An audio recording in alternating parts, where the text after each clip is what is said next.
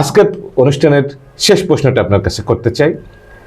অগ্রাধিকার ভিত্তিতে চুয়াডাঙ্গার ১ আসনের কোন কাজটি আপনি সর্বপ্রথম করতে চান, আর দলমত নির্বিশেষে সাধারণ জনগণের জন্য আপনার মেসেজটা কি?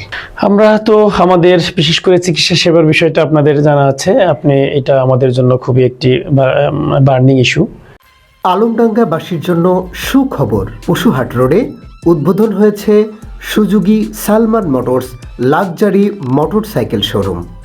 তো এটার ব্যাপারটা নিয়েই আমরা ইতিমধ্যে কাজ শুরু করেছি। আপনি জানেন আমরা হাসপাতালের সকল ডাক্তার সহ সমস্ত উপজেলা স্বাস্থ্য কমপ্লেক্সের যারা আছেন তাদের সহ বসেছি, কোথায় কোথায় কী প্রবলেম সেগুলো জানার চেষ্টা করেছি।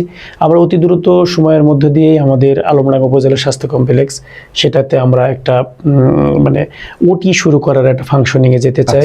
এবং সেখানে সার্বক্ষণিক ডাক্তার রাখার যে ফাংশন সেটা আমরা যেতে চাই।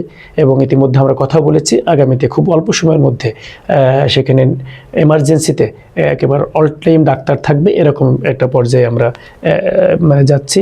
এর পাশাপাশি আমাদের কি বলা যায় যে সদর হাসপাতালের যে প্রবলেমগুলো আছে সেগুলো সলভ করার জন্য আমরা কাজ করে যাচ্ছি।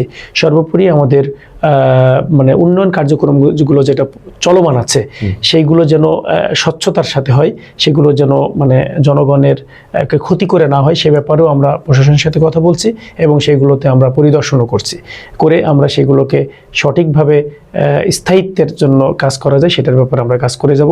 সর্বোপরি আমরা একটা জবাবদিহিতার জায়গা নিশ্চিত করতে চাই, সেই জায়গাটা করার জন্য আমাদের কার্যক্রম চলমান। আমরা এই জবাবদিহিতার জায়গা যদি সকল প্রশাসনিক সকল জায়গায় সকল দপ্তরে নিশ্চিত করতে পারি তাহলে আমার মনে হয় যে জনগণ তার কাঙ্ক্ষিত যে চাওয়া সেটা পেয়ে যাবে ইনশাআল্লাহ। তো সব মিলে দলমত নির্বিশেষে আমি চুয়াডাঙ্গার সকল মানুষের যে জায়গা সেই জায়গা থেকে আমি বলতে চাই যে আসুন দলমত নির্বিশেষে আমরা আমাদের আবাসস্থলকে, আমাদের বসবাস জায়গাকে সুন্দর করার জন্য আমরা সকলে মিলে ভূমিকা রাখি। বিরোধিতার খাতিরে যেন বিরোধিতা না করি, আমরা যেন আমাদের সন্তানদের জন্য নিরাপদ একটা আবাসস্থল করতে, মাদক মুক্ত, সন্ত্রাস মুক্ত, চাঁদাবাজ মুক্ত একটা সমাজ গঠনে সবাই যার যার জায়গা থেকে ভূমিকা পালন করি, তাহলে দিন শেষে আমরা সবাই লাভবান হব। সকলেই আপনার মাধ্যমে আপনাদেরকে ধন্যবাদ, আপনার মাধ্যমে আপনার যারা দর্শকবৃন্দ আছে তাদেরকে ধন্যবাদ। সর্বোপরি চুয়াডাঙ্গা ১ আসনবাসীকে আবারও ধন্যবাদ, কৃতজ্ঞতা এবং মোবারকবাদ জানাচ্ছি আপনারা আমাকে আপনাদের সেবার করার একটা সুযোগ তৈরি করে দেওয়ার কারণে।